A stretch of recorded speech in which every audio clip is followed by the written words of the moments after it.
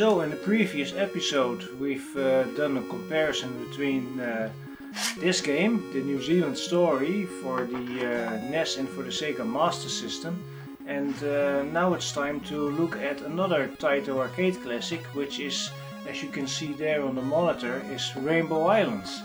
And Rainbow Islands is a game that is sort of a sequel slash spin-off to Bubble Bobble. Bubble Bobble is of course a really classic Taito arcade game that has many spin-offs and sequels. For instance, Parasol Stars is a sequel to Bubble Bobble and to Rainbow Islands, mostly to Rainbow Islands, but Bubble Bobble itself has many sequels such as Bubble Bobble 2 and the Puzzle Bobble slash Bust a Move series, which is also quite interesting actually. I think Bust a Move is something we should look at in another video, because I have quite a few Bust a Move games from PlayStation. But yeah, let's take a look at Rainbow Islands. Here is the NES version. Unlike the New Zealand story, I do not have the box for this, unfortunately. I've only got a loose cartridge. And here is the SEGA Mastersystem version, and this version is really difficult to find. It had cost me a pretty penny, and I'd say this game is somewhat rare. I paid at least 50 euros for this, and it is a complete copy. And well, the artwork is really gorgeous too, and here are the screenshots on the back, and this spine, this side art is also really nice. I think this is overall one of the nicer looking SEGA Master System covers. Most SEGA Master System games have just an annoying, really boring generic craft paper with a really minimalistic piece of artwork on it, but this one is almost full cover, and this logo is really nice. You can also see it in the introduction on the monitor, that is actually the Master System version playing there. I think that version is really quite brilliant, but of course we also have to look at the NES version. Personally, I think the Master System version is a superior version. Simply, it's not just the graphics, but also the gameplay. The Master System version just also plays a lot better. It's easier to control. Controls are more responsive. Gameplay is more balanced. Well, and of course the bosses are easier, because in the NES version the bosses, especially the first one, is really difficult, and in the Master System version it's almost too easy. So yeah, but that of course should not be a measure of qualifying the game's quality. There's more to that than difficulty. Of course the presentation of both games really speak for themselves if you compare them side by side. The NES version was done by Ocean. I think, considering the standards of the NES, they've done a reasonable job at it. The sound is definitely quite good, but the Master System version was done by Taito themselves, and it shows. It's just a lot closer to the arcade version. It's just that much better. It just has, it's just perfect, pretty much. So let's see them side by side.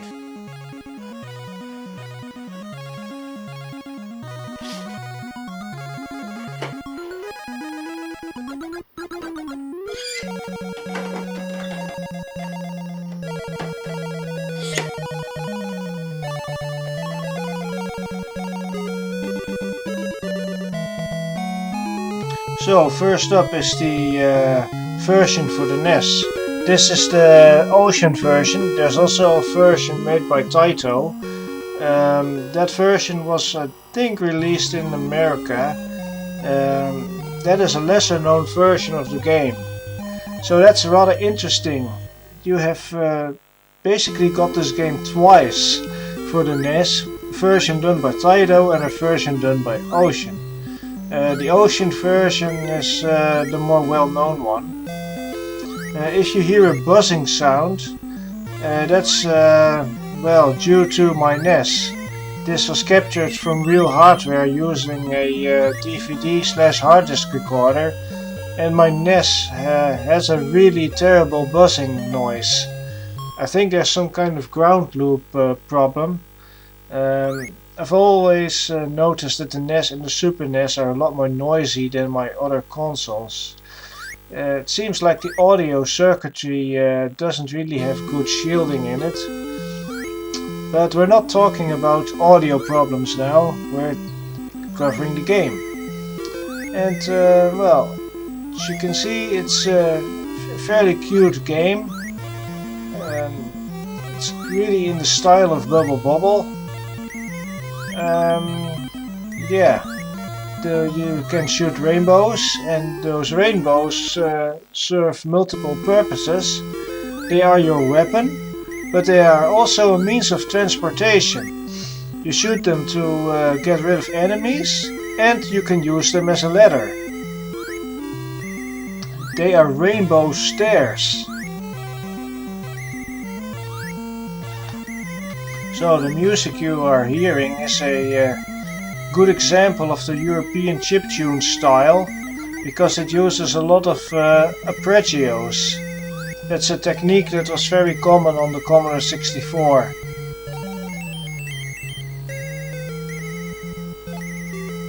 It is just very well ambiguous in chiptune composition to create the illusion of having more polyphony than the hardware actually has.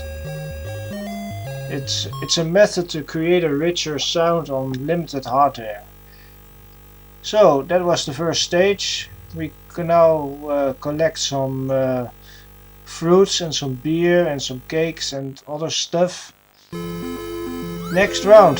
This is round 4. It's already getting a little bit trickier. You need to make more use of your rainbow ladders. And those pink birds, they are quite annoying enemies. Basically all those birds, because they are a little bit hard to predict where they're going. I think the music has a bit of, well, melancholy to it.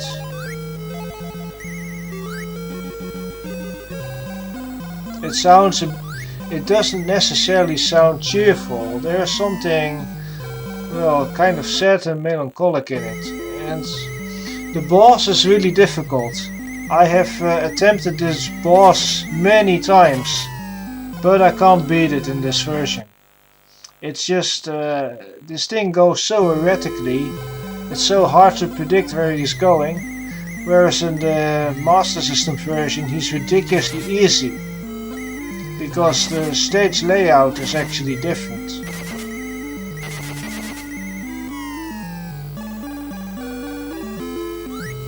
Well, let's do another attempt.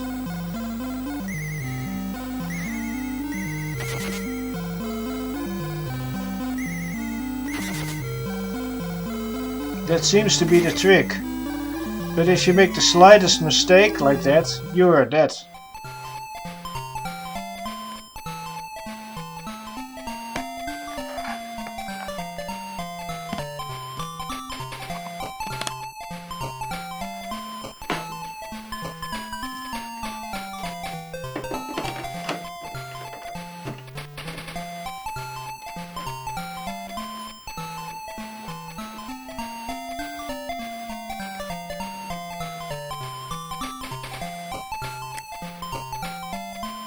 So now it's time to do the Master System version, and right off the bat you can see it's pretty colorful. That intro screen is really nice. Really looks like the arcade. The NES version isn't quite as neat as this. You see, the music is pretty similar, but the rainbows seem to use more primary colors. Whereas in the NES version they also seem to include colors like pink.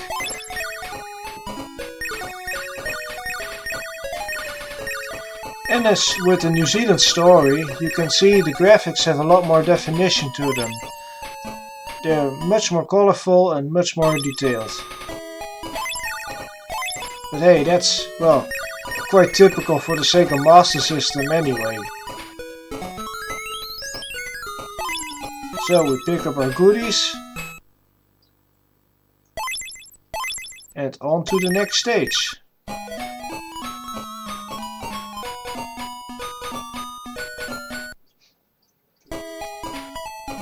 Now we have a purple background and still the same music. Yeah, this game does not have a lot of music, but it also applies to the NES version. And I believe it applies to pretty much all versions of this game, including the arcade. I'd still like to get hold of a copy of Taito Legends for the PlayStation 2, because it includes the arcade version of this game, and of course also of the New Zealand story and Operation Wolf and many other Taito classics. But Taito Legends seems to be a little bit hard to come by. I have not been able to find a copy of this game yet. I mean, finding this SEGA Master System version was just pure luck that I found it in a web shop. And, well, it wasn't cheap.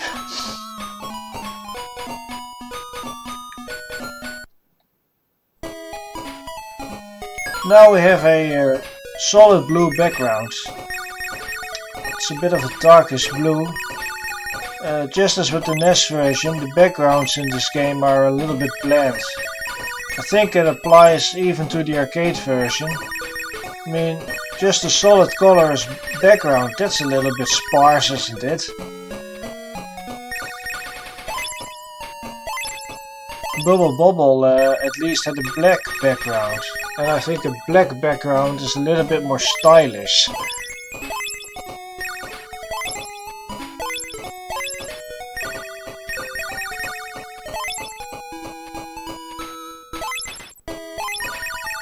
Anyway, I find this version of the game to be a lot easier.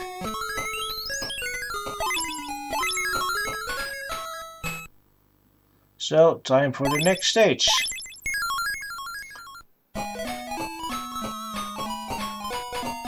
World 1-4.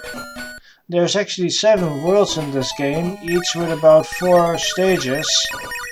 So yeah, it takes a while before you get through this game. And well, I haven't really gotten far. I think the detail on the bricks is quite nice.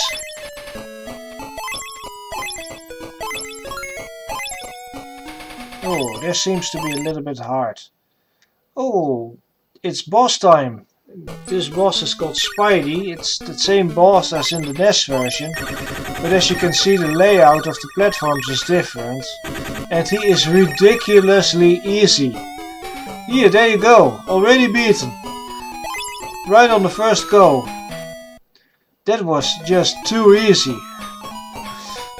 Unbelievable.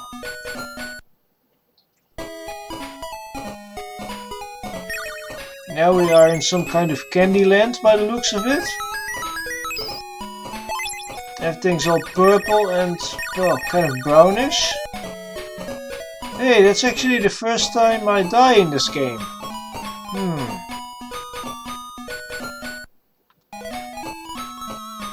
So I have skipped ahead a little bit, because otherwise the video would get a little bit long. And there we continue, and now we seem to have some kind of little chopper enemies. And little tanks. Yeah, they're really miniature. And just tiny. Oh, you see, it's pretty easy to fall down quite a long distance. But the timing of the rainbow shooting is a little bit fiddly. You have to be pretty precise, and it takes a while before you get the hang of it. So let's climb the stairs, and this is a really good technique to get up fast and efficient. And this requires some rainbow shooting mastery. And here we've got the next boss, and he's called Choppy. And Choppy is, well, what do you expect? A little chopper. And he looks kind of deaf. He's shooting bombs, and he's pretty damn slow. And just like Spidey, he's ridiculously easy to beat. There's almost, well, practically no challenge to it.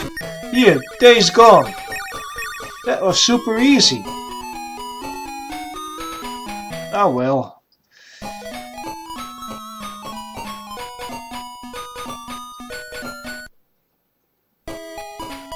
Now, this is World 3, and we are seeing different creatures here.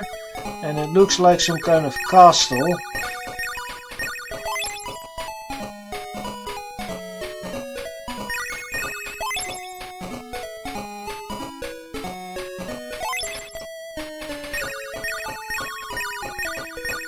And this stage is getting a little bit trickier, especially when you go up the rainbow stairs. You can quite easily hit an enemy.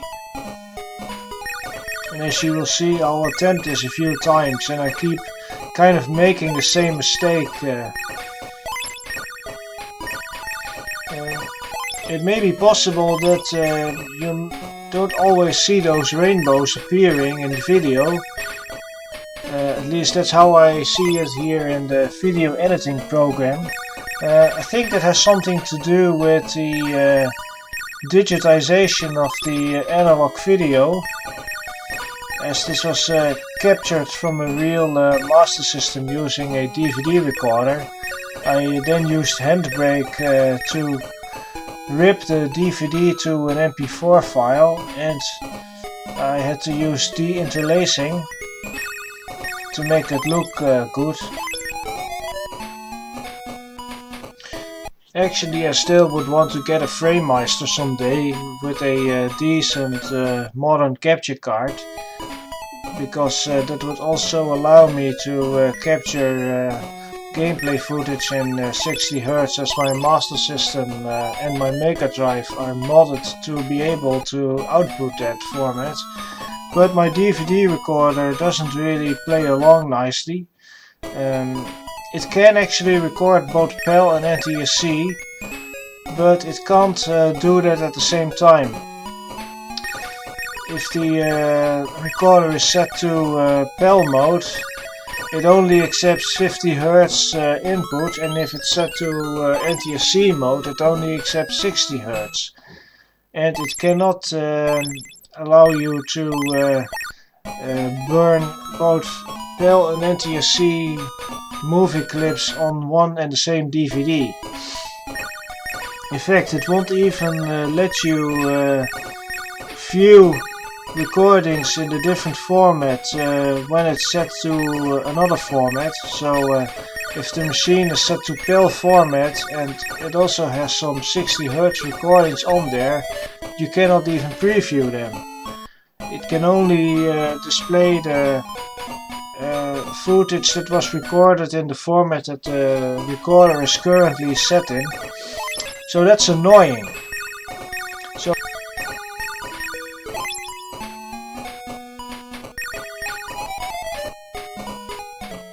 So that was a look at Rainbow Islands for the NES and for the SEGA Master System. That concludes this comparison video. I hope you enjoyed it, and thanks for watching.